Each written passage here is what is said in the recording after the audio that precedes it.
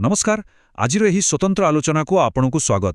आपनु केबे भाबिचंती कि जेतेबेले आमे बस गोटिए क्लिक करदू आउ गोटिए संपूर्ण ऑडियो ओवरव्यू मात्र किछि मुहूर्तरे तयारी होई जाए, प्रकृतरे सेही पर्दा पछरे कोन सबु घटी जाए। आज आमे सेही अदृश्य आउ विद्युत बेगरे हेउथिबा यात्रा भितरकु जीवा।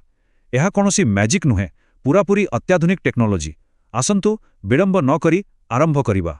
ଏହି ସମ୍ପୂର୍ଣ୍ଣ ପ୍ରକ୍ରିୟାକୁ ଏକ ଦ୍ରୁତ ଗତିର ରିଲେ ରେସ୍ ବା ଦୌଡ଼ ପ୍ରତିଯୋଗିତା ସହିତ ତୁଳନା କରାଯାଇପାରେ। ଭାବନ୍ତୁ ତ, ଆପଣ ଦେଇଥିବା ଡାଟା ଗୋଟିଏ ବାଟନ୍ ପରି କାମ କରେ, ଯାହା ଗୋଟିଏ ହାଇଟେକ୍ ସିଷ୍ଟମରୁ ଆଉ ଗୋଟିଏ ସିଷ୍ଟମକୁ ଖୁବ୍ ଶୀଘ୍ର ହସ୍ତାନ୍ତର ହୋଇଥାଏ। ସବୁଠୁ ବଡ଼ କଥା ହେଉଛି, ଏସବୁ କିଛି ଏତେ ଶୀଘ୍ର ଘଟିଯାଏ ଯେ ତାହା ଆମ ଆଖିକୁ ମଧ୍ୟ ଦେଖାଯାଏ ନାହିଁ। ଆଜିର ଏହି ଯାତ୍ରାରେ ଆମେ ମୁଖ୍ୟତଃ 5ଟି ଷ୍ଟେପ୍ ଦେଖିବା। ପ୍ରଥମେ ଅଦୃଶ୍ୟ ଏଆଇ ଯାତ୍ରା, ତାପରେ ଶବ୍ଦରୁ ଗଣିତ, 3ରେ RAGର ଫାଇଦା, 4ରେ ସିନ୍ଥେସିସ୍ ଆଉ ସାଉଣ୍ଡ ଏବଂ ଶେଷରେ ଅନ୍ତିମ ପ୍ରଦାନ। ବାସ୍, ଏହା ହିଁ ହେଉଛି ଆମର ରୋଡମ୍ୟାପ୍। ଆଚ୍ଛା, ଆମର ପ୍ରଥମ ଷ୍ଟେପ୍ ହେଉଛି ଅଦୃଶ୍ୟ ଏଆଇ ଯାତ୍ରା ଅର୍ଥାତ୍ ରେସ୍ର ଆରମ୍ଭ। ଏହା ହେଉଛି ଆମ ରିଲେ ରେସ୍ର ଷ୍ଟାର୍ଟିଂ ଲାଇନ୍, ଯେଉଁଠି ପ୍ରାଥମିକ ତଥ୍ୟ ସଂଗ୍ରହ ହୁଏ। ଦୌଡ଼ର ଏହି ପ୍ରଥମ 3ଟି ପର୍ଯ୍ୟାୟ ସମ୍ପୂର୍ଣ୍ଣ ଭାବରେ ଡାଟାକୁ ପ୍ରସ୍ତୁତ କରିବା ଆଉ ସଜାଡ଼ିବା ଉପରେ କେନ୍ଦ୍ରିତ। ପ୍ରଥମେ ଇଞ୍ଜେକ୍ସନ୍ ଆଉ ଚଙ୍କିଂ, ଦ୍ୱିତୀୟରେ ଭେକ୍ଟରାଇଜେସନ୍ ଆଉ ତୃତୀୟରେ ବ୍ୟବହାରକାରୀଙ୍କର ଅନୁରୋଧ। ଆସନ୍ତୁ ଦେଖିବା ଏହା କିପରି କାମ କରେ। ଭାବନ୍ତୁ, ଆପଣ କୌଣସି PDF, ୟୁଟ୍ୟୁବ୍ ଲିଙ୍କ୍ କିମ୍ବା ଟେକ୍ସଟ ଫାଇଲ୍ ଅପଲୋଡ୍ କଲେ। ତାହା ସଙ୍ଗେ ସଙ୍ଗେ ଅତି ସୁରକ୍ଷିତ ଭାବରେ ସର୍ଭରକୁ ଚାଲିଯାଏ। ସେଠାରେ ସିଷ୍ଟମ କ'ଣ କରେ ଜାଣିଛନ୍ତି? ସେହି ମୂଳ ଟେକ୍ସଟକୁ ଆଣି ଛୋଟ ଛୋଟ ଚଙ୍କ ବା ଖଣ୍ଡରେ କାଟିଦିଏ। ଏହା ଠିକ୍ ଗୋଟିଏ ବହୁତ ବଡ଼ ବହିକୁ ଛୋଟ ଛୋଟ ସହଜ ଚାପ୍ଟରରେ ବାଣ୍ଟିବା ଭଳି କାମ କରେ। ଏବେ ଆସିଲା ଆମର ଦ୍ୱିତୀୟ ପର୍ଯ୍ୟାୟ, ଶବ୍ଦରୁ ଗଣିତ। ଏହିଠାରେ ହିଁ ପ୍ରକୃତ ରୂପାନ୍ତରଣ ହୁଏ ଆଉ ସେହି ଟେକ୍ସଟ ଖଣ୍ଡଗୁଡ଼ିକ ଏକ ଆଶ୍ଚର୍ଯ୍ୟଜନକ ପରିବର୍ତ୍ତନ ଦେଇ ଗତି କରନ୍ତି। ଦେଖନ୍ତୁ, କମ୍ପ୍ୟୁଟର ତ ଆମ ଭଳି ସିଧାସଳଖ ଶବ୍ଦ ବୁଝିପାରିବ ନାହିଁ, ଠିକ୍ ନା?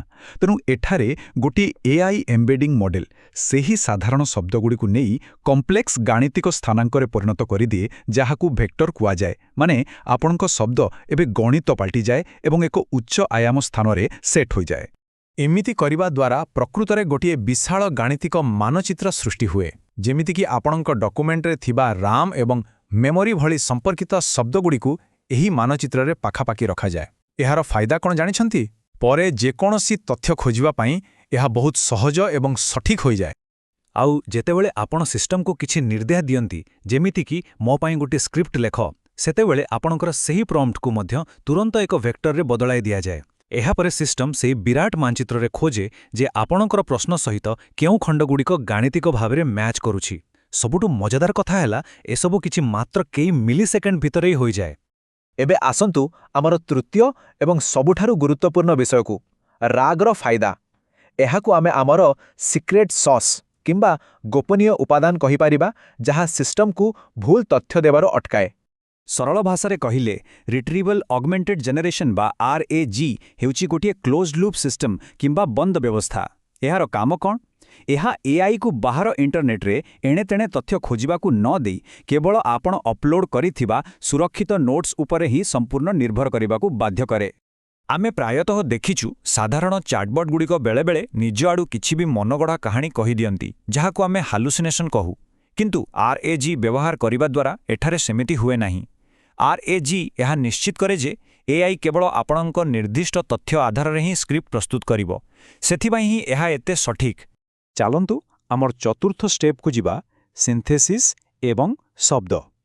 ଏହି ପର୍ଯ୍ୟାୟରେ ଆମର ତଥ୍ୟକୁ ପ୍ରକୃତିରେ ଜୀବନ୍ତ କରାଯାଏ ଆଉ ଏବେ ଦୌଡ଼ର ବେଗ ଆହୁରି ଅଧିକ ବଢ଼ିଯିବ। ଏହା ହେଉଛି ଆମର ରେସ୍ର ଶେଷ 3ଟି ଦ୍ରୁତଗାମୀ ପର୍ଯ୍ୟାୟ। ମସ୍ତିଷ୍କରେ ସିନ୍ଥେସିସ୍ ହେବା, ଅଡିଓ ସୃଷ୍ଟି ହେବା ଏବଂ ଶେଷରେ ଫାଇନାଲ ଡେଲିଭରି ବା ପ୍ରଦାନ। କେମିତି ହୁଏ ଏସବୁ? ଏହି ଯେଉଁ 1.5 ଦେଖୁଛନ୍ତି ନା, ତାହା ହେଉଛି ଆମର ଅତ୍ୟାଧୁନିକ ନ୍ୟୁରାଲ ନେଟୱାର୍କ ଜେମିନି 1.5 ପ୍ରୋ। ଏହା ହେଉଛି ସିଷ୍ଟମର ମୁଖ୍ୟ ବ୍ରେନ୍, ଯିଏ ଏବେ ବାଟନ୍ ଧରି ସିନ୍ଥେସିସ୍ର ସବୁଠାରୁ କଠିନ କାମଟି ନିଜ କାନ୍ଧକୁ ନେଇଥାଏ। ଜେମିନି 1.5 ପ୍ରୋ ପାଖରେ ଗୋଟିଏ ବିଶାଳ କଣ୍ଟେକ୍ସଟ ୱିଣ୍ଡୋ ବା ମେମୋରି ଅଛି। ଏହାର ଅର୍ଥ ହେଉଛି, ଏହା ଏକା ସଙ୍ଗରେ ଆପଣଙ୍କର ସମସ୍ତ ତଥ୍ୟକୁ ମନେ ରଖିପାରେ ଆଉ ଏହାକୁ ବ୍ୟବହାର କରି ସେ ନିର୍ଭୁଲ ଭାବରେ ସ୍କ୍ରିପ୍ଟ ଲେଖେ, ଯେଉଁଥିରେ କେବଳ ସଠିକ୍ ତଥ୍ୟର ସ୍ଥାନ ପାଏ। ଭୁଲ ହେବାର ଚାନ୍ସ ହିଁ ନାହିଁ। ସ୍କ୍ରିପ୍ଟ ତ ଲେଖା ସରିଲା, କିନ୍ତୁ ଯଦି ଆପଣ ଗୋଟେ ଅଡିଓ ଓଭରଭ୍ୟୁ ମାଗିଛନ୍ତି, ତେବେ ଖେଳ ଏବେ ଆରମ୍ଭ। ସେହି ଫ୍ରେଶ୍ ସ୍କ୍ରିପ୍ଟଟି ବିଦ୍ୟୁତ୍ ବେଗରେ ଗୋଟିଏ ଟେକ୍ସଟ ଟୁ ସ୍ପିଚ୍ ବା TTS ମଡେଲକୁ ଟ୍ରାନ୍ସଫର ହୋଇଯାଏ ଆଉ ସେଠାରୁ ଲିଖିତ ଶବ୍ଦ ସ୍ୱରରେ ବଦଳିବା ଆରମ୍ଭ କରେ। ଏହି ମଡେଲର ସବୁଠାରୁ ଖାସ୍ କଥା ହେଲା ଏହା କୌଣସି ରୋବୋଟ ଭଳି ଖାଲି ପଢ଼ିଯାଏନି। ଏହା ଜାଣିଶୁଣି ଆମ ମଣିଷଙ୍କ ଭଳି ନିଶ୍ୱାସ ନେବାର ଶବ୍ଦ ଦୁଇଜଣ ଏକା ସାଙ୍ଗରେ କଥା ହେବା ବା ଓଭରଲ୍ୟାପିଂ ସ୍ପିଚ୍ ଆଉ ଏକଦମ ନ୍ୟାଚୁରାଲ ଗତି ସୃଷ୍ଟି କରେ। ସେଥିପାଇଁ ତ ଆମକୁ ଲାଗେ ଯେମିତି ଦୁଇଜଣ ପ୍ରକୃତ ମଣିଷ ବସି କଥା ହେଉଛନ୍ତି। ଏବେ ଆସିଲା ଆମ ଦୌଡ଼ର ଶେଷ ପର୍ଯ୍ୟାୟ, ପଞ୍ଚମ ବିନ୍ଦୁ, ଅନ୍ତିମ ପ୍ରଦାନ କିମ୍ବା ଫିନିଶ ଲାଇନ୍ କ୍ରସ୍ କରିବା। ଆମ ପ୍ରଡକ୍ଟ ଏବେ ଡେଲିଭର ହେବାକୁ ପୁରା ରେଡି।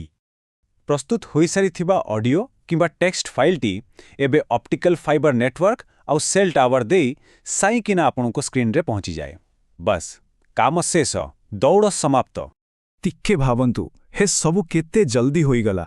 0 ସେକେଣ୍ଡରେ ଡେଟା ପ୍ରବେଶ କଲା, 2 ସେକେଣ୍ଡରେ REG ମାଧ୍ୟମରେ ସବୁ ଶବ୍ଦ ଗଣିତରେ ବଦଳିଗଲା, 4 ସେକେଣ୍ଡରେ ଜେମିନି ତା ସ୍କ୍ରିପ୍ଟ ରେଡି କରିଦେଲା ଏବଂ ମାତ୍ର 5 ସେକେଣ୍ଡ ବେଳକୁ ଚୂଡ଼ାନ୍ତ ଅଡିଓ ସିଧା ଆପଣଙ୍କ ସ୍କ୍ରିନ୍ରେ।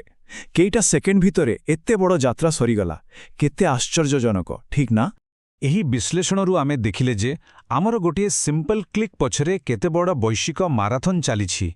ତେବେ ଯିବା ପୂର୍ବରୁ ଆପଣଙ୍କ ପାଇଁ ଗୋଟିଏ ପ୍ରଶ୍ନ ଛାଡ଼ିଯାଉଛି। ପ୍ରତ୍ୟେକ ଦିନର ଏମିତି ଛୋଟ ଛୋଟ କ୍ଲିକ୍ ପଛରେ ଆଉ କେଉଁ ସବୁ ବିରାଟ, ଅଦୃଶ୍ୟ ଟେକ୍ନୋଲୋଜିର ମାରାଥନ୍ ଘଟୁଛି ଯାହା ବିଷୟରେ ଆମେ କେବଳ ଭାବି ନାହୁଁ? ନିଶ୍ଚୟ ଚିନ୍ତା କରିବେ। ଆଜିର ଏହି ବିଶ୍ଳେଷଣରେ ଆମ ସହ ଯୋଡ଼ି ହୋଇଥିବାରୁ ଅନେକ ଅନେକ ଧନ୍ୟବାଦ।